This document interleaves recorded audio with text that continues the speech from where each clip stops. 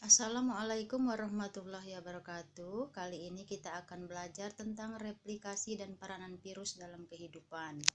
Cara hidup dan reproduksi. Cara hidup virus.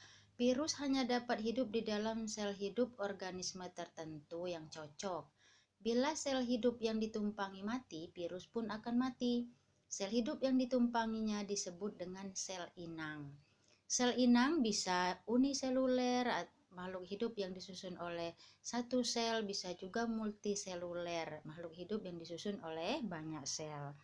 Nah, jenis sel inang yang dapat ditumpangi virus disebut dengan kisaran inang. Kisaran inang ini ada 3 macam. Kisaran inang luar contohnya apes, babi, dan manusia. Kisaran inang sempit contohnya bakteriofag. Kemudian sel eukariot atau sel yang sudah mempunyai membran inti.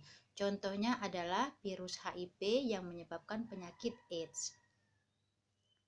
Reproduksi virus. Virus berkembang biak dengan cara replikasi atau perbanyakan diri di dalam sel inang. Nah, ada 5 tahap reproduksi virus. Yang pertama, adsorpsi atau pada saat virus menempel pada inang. Bisa kalian lihat gambarnya. Jadi yang pertama, absorpsi atau virus menempel pada sel inang. Yang kedua, tahap penetrasi. Pada tahap ini, virus akan melubangi sel inang, kemudian akan menembus dinding dan membran selnya dan menginjeksikan materi genetiknya atau memasukkan DNA-nya ke dalam sel inang.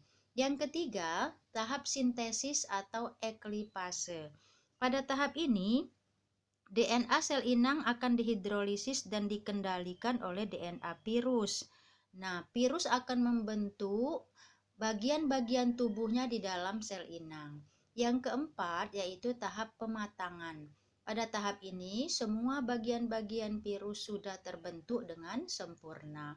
Yang kelima adalah lisis. Nah, pada tahap ini, membran daripada sel inang akan hancur dan keluarlah virus-virus yang baru. Nah, siklus hidup virus sendiri ada 2 macam. Yang pertama siklus litik, bisa kalian perhatikan gambarnya itu berada di sebelah kiri. Kemudian yang kedua siklus lisogenik ada di sebelah kanan. Oke, coba kita perhatikan. Pada awalnya itu mulai dari tahap adsorpsi. Nah, virus pada nomor 1 itu virus akan menempel pada di sini adalah sel bakteri. Virus akan menempel pada bakteri. Kemudian yang kedua penetrasi, virus akan memasukkan DNA-nya. Nah, setelah penetrasi, kita lihat siklus litik. Pada siklus litik ada tahap replikasi dan sintesis. Virus akan mensintesis bagian-bagian tubuhnya sendiri. Kemudian ke tahap keempat yaitu pada tahap pematangan dan diikuti dengan lisis atau hancurnya sel bakteri.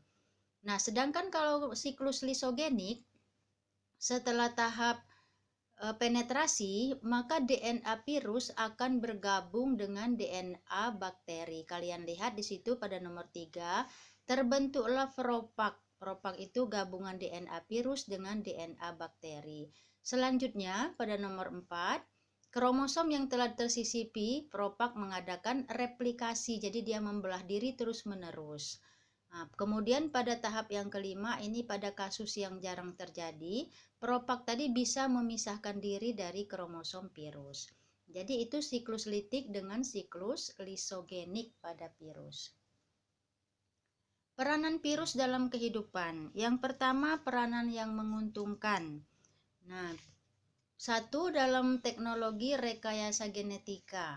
Nah, bisa dipakai virus misalnya untuk terapi gen. Nah, ada beberapa penyakit genetik. Nah, dengan memperbaiki susunan untaian basa atau untaian DNA, nah ini bisa dilakukan dengan virus, namanya terapi gen. Kemudian pembuatan vaksin protein. Nah, ini dengan pembuatan vaksin protein dengan menggunakan virus untuk memacu kekebalan tubuh terhadap suatu penyakit. Kemudian untuk pengobatan secara biologis, yaitu dengan melemahkan atau membunuh bakteri, jamur atau protozoa yang bersifat patogen atau menyebabkan penyakit. Kemudian untuk pemberantasan serangga hama bisa dengan menyemprotkan virus pada tumbuhan, kemudian untuk membunuh serangga hama. Kemudian untuk membuat perangkat elektronik dengan cara menginokulasi partikel virus, kemudian mencampurnya dengan senyawa besi sehingga bisa dibuat kapasitor atau alat penyimpan energi listrik. Nah, selain dapat menyebabkan menguntungkan, virus juga ada yang merugikan, menyebabkan berbagai penyakit pada manusia.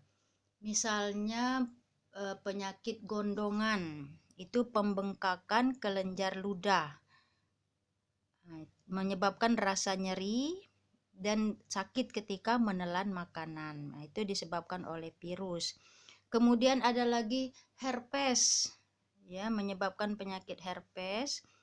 Kalian lihat gambarnya di situ adalah herpes pada area mulut. Kemudian ada cacar.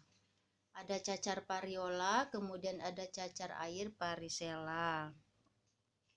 Itu penyebabnya virus. Kemudian hepatitis, kemudian influenza. Kemudian ada lagi yang sekarang sedang di bumi ini sedang diserang oleh virus yang menyebabkan banyak kematian, ya. Kemudian kalian lihat di situ ada virus HIV yang menyebabkan penyakit AIDS. Ada lagi virus yang dibawa oleh nyamuk Aedes aegypti menyebabkan penyakit demam berdarah. Kemudian gambar di sebelahnya lagi ada virus penyebab flu burung. Itu beberapa virus yang merugikan.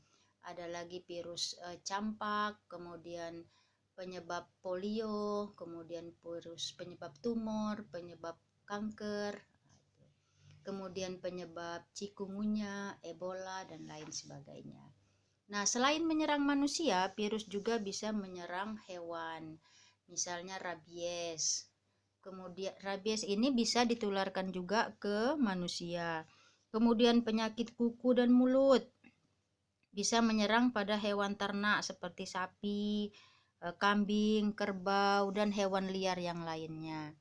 Kemudian penyakit tetelo atau Newcastle disease NCD. Nah, itu menyebabkan seperti bergejala diare pada ayam yang terkena tetelo, bisa kalian lihat gambarnya di situ. Ada juga penyakit tumor atau kutil, juga diderita oleh hewan. Nah, selain pada hewan, virus juga bisa menyerang pada tumbuhan. Misalnya virus tungro, virus tungro ini dibawa oleh hama wereng, menyerang padi sehingga padi bisa menyebabkan gagal panen. Kemudian virus mosaik itu bisa menyerang tembakau. Kalau di gambar ini dia menyerang pada timun, kemudian pada plem. Kemudian penyakit TYLCV, tomato yellow leaf curd virus. Nah, ini menyebabkan daun tumbuhan tomat berwarna kuning dan daunnya menggulung, sehingga tentu saja akan mengurangi buah tomat. Demikianlah pelajaran kita hari ini. Wassalamualaikum warahmatullahi wabarakatuh.